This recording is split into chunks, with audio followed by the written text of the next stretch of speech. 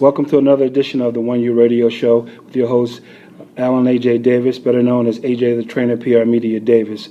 I'm here over, what's the name of the school? William Penn. Doing a little small presentation with a couple of the students here. I'm just going to be sharing a little bit of information about me and my backstory. What I want to talk to you guys today about is wins, losses, and opportunities, and then second chances. Growing up, I was born in North Carolina, and I moved to Philadelphia. So, in essence, I went from the garden to the jungle. I lived in North Philly, which is some of the roughest areas in the city. I lived in gang-infested areas, so being in that environment, I was supposed to be dead now. So I'm not even supposed to be here. I buried my mom two years ago. She died of pancreatic cancer. One of my closest uncles that I used to bang in the street with, that taught me how to box and stuff like that, he died. He was stabbed in the heart 6 times, and he was shot a couple of times when he was 16 down in Philadelphia. But he turned his life around and he became a minister. So it's ironic that when I buried my mom in September, like 2 or 3 weeks later, one of my mentors, my uncle Jazz, they used to call him from down the way, he died. So you imagine at 16, you get shot multiple times. You get stabbed in your heart multiple times, and you make it. God give you a second chance. He wasn't supposed to make it. Thank you. He lives 40-some years after that. You understand what I'm saying? So he makes it. Me, I was never good at a lot of things that I ever started to do. But I had heart, I had perseverance. So with that being said, I never gave up on anything. When we talk about wins and losses, going back to Olney High School, I remember I was in the 9th grade transitioning to the 10th grade. And I remember a prophet telling me, he said, look, if you don't turn your life around, you're not going to be here in another year. Because I had to go to different neighborhoods, so there's a lot of gangs and stuff like that. Got rolled up on a couple times, knives, guns, and stuff like that. So I had to learn how to navigate through that. But one incident in particular after school was a Sadie Hawkins dance. So I'm dancing with this girl that I really liked. This guy from another neighborhood kept bumping into me. This happened like 2 or 3 times. So I said to him, if you do that to me again, I'm going to stab you. I'm going to stab the crap out of you, and I mean it. So I guess he thought I was joking. I wasn't joking. So he bumped into me. I went in my pocket. I got my switchblade out, snapped it out. But then I thought about my mother. It's like, if I stab this kid, I wasn't worried about the teachers. I was worried about my mom. When I go home and my mom feel like I got kicked out of school, she was going to kill me. So what I did, I put it back in my pocket. I got out of there and I went home. So the following year in the 10th grade, we were standing around in the hallway. One of the kids that I had, we had to run the 40, actually the 60, and we had to run the 600 in my gym class. So I ended up running one of the fastest times in the 600, second fastest time in the 60. Went from the annex of Olney, that's where I went to high school, Olney High School, going to the high school. We're standing around after school one day, and Rob's like, oh yeah, I'm running cross country, this, that, and the other. I'm like, you're on the cross country team, you can't even beat me. So the coach heard that conversation. He said, why don't you come out for the track team, the cross country team? I'm like, well, I got to ask my mom. So I didn't know anything about tracks. I had never competed anything organized. Went out for the team. My first race, I finished second from last. By the end of my 10th grade year, I had the most improved time. Junior year, senior year, all public. I ended up being a high school All-American at Olney. I got recruited from all the major colleges. I chose to go to Penn State, Party Central. I wasn't ready for the freedom, you know what I mean? I wasn't ready for that. I spent very little time away from my neighborhood. That summer prior to going to Penn State, we went to Ohio. Our team won the junior national championships. So came back home. My cousin and his wife had got into a fight. They broke a lot of my trophies up. I mean, I had a lot of gangbangers in my family. And my stepfather, I didn't grow up with my father initially. My stepfather tried to kill my mom and I when I was about 9 years old. He had issues doing drugs and stuff like that. So I remember one night in particular, he had poured gas around the house, and he was going to burn down the house. But the cops came as he had the gas can in his hand, so we ended up, getting past it. I didn't know at the time what was going on because I was only 9.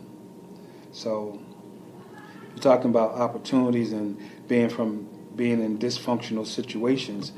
I knew I didn't want to be like my stepfather. I didn't want to get involved with domestic violence, and I tried my hardest not to do that. I ended up slapping my oldest son's mom once because, we were kind of still together, but it was 3 times I tried to break up with her. And it's like, we can't stay together for my son. I think I was about 21 at the time. My oldest son is Khalil. He went into the Naval Academy. He's suffering now from bouts of PTSD. That's like depression, things like that, anxiety, where he withdraws himself. A couple of times he lost just about everything. So, the 3rd time, a couple of incidents happened. The 3rd time, she invited me to go to a party. I just came back up from D.C. with my father and go to this party. And I said, why don't we just leave the baby at my mom's house? And she's like, no, I don't want my baby at your mom's house. She got cats and dogs and your mom smokes. I'm like, okay. So we go to the party. Guess what? They're smoking weed, they're drinking, there's loud music. It's a crazy party. One thing led to another. People kept asking me, you were at the last party? I knew I wasn't there. I let a lot of this stuff go. So what ended up happening was, and this is one of the few things in my life that I regret, and it only ever happened to me one time. She said something smart to me, and I said, she said, get your hands off me, because I had asked her to dance, and she said, you don't know me. So before I knew it, I smacked her, and I cracked her eardrum, and I had blood all over my shirt. And the family members were saying to me, we don't want you here, you're not welcome. I said, I didn't want to come here in the first place. I said, you knew what the situation was. Why would you invite me into an environment like that when people are asking me, was I at the last party? I wasn't here, I was in D.C. I just came back into town. You knew we were having issues, so why would you put me in this situation? So that was one of my biggest regrets. So I get a call from my father, actually her mother called me and said, my husband's going to kill you. I said, he knows where I'm living at. He's not the only one with a gun. So, needless to say, father was different from the mother. They had some issues. But we talk about what came out of this. When I left high school, I was highly recruited. I went to Penn State, started smoking weed. I was hustling. What I tried to do was take the city environment into a collegiate setting. I didn't understand the magnitude of the opportunity that I was given. My high school coach saw something in me, and he mentored me. He was like, you got heart, you know what I mean? You're a tough guy, so why don't you consider running and get serious about it? So I ended up going out for the team, my 10th grade year. Like I said before, my first race, I ended up finishing second from last. By the end of the school year, I was the most improved runner on the team. Next year, I was captain of the track and the cross-country team. My first love was boxing because I grew up in that type of environment.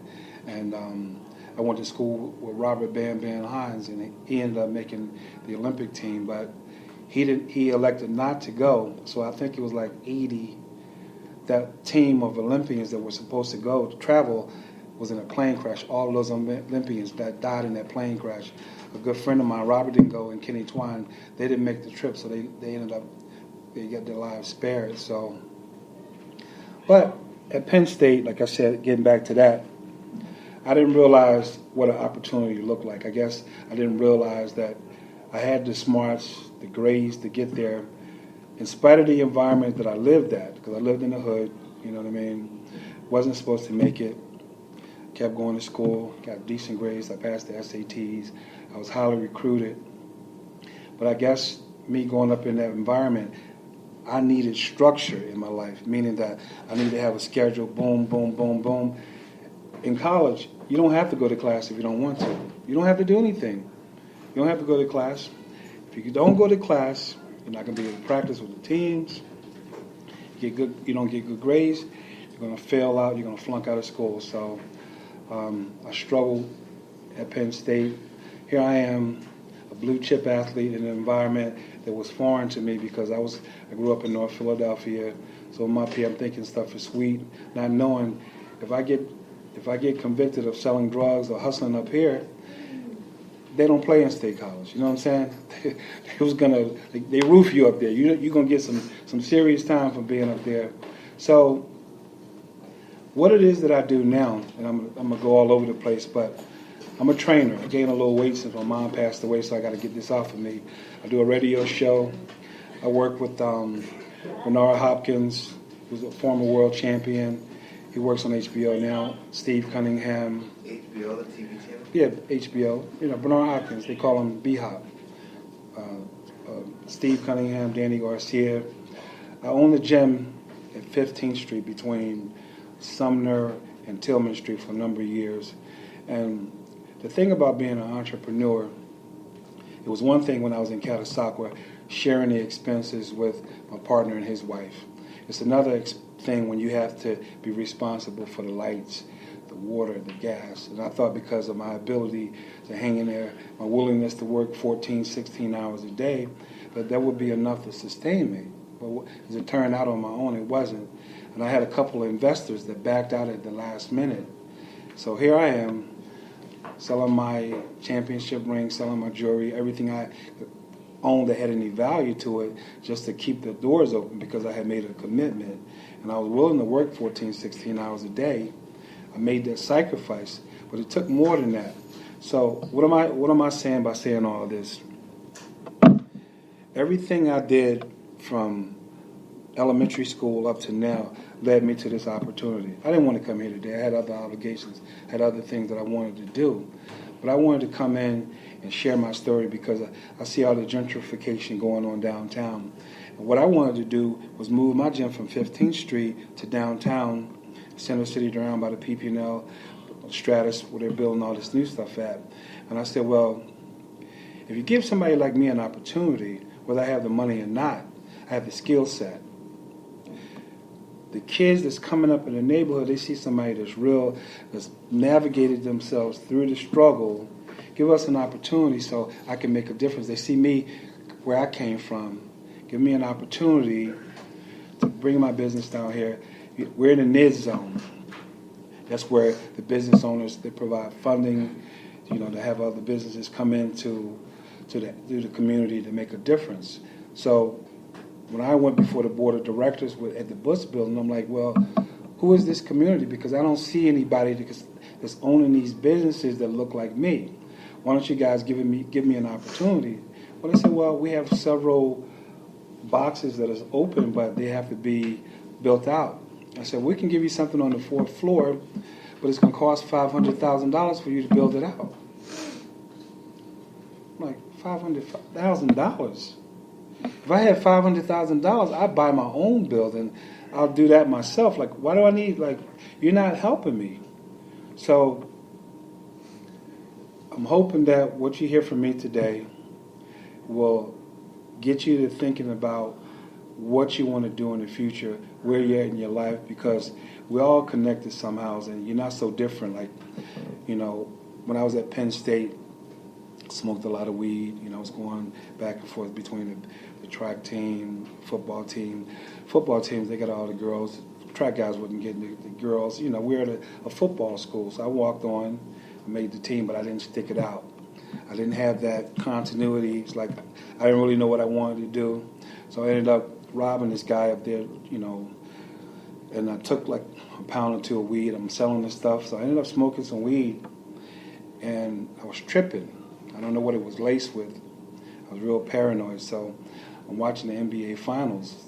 The guys, the EMTs, they come down and they get me from the TV room and they take me to Danville. So here I am, paranoid, because I'm thinking I'm cool. I'm thinking I'm doing this here, but I thought they were making a movie about me. This is how this stuff had me skitzing. I was really delusional.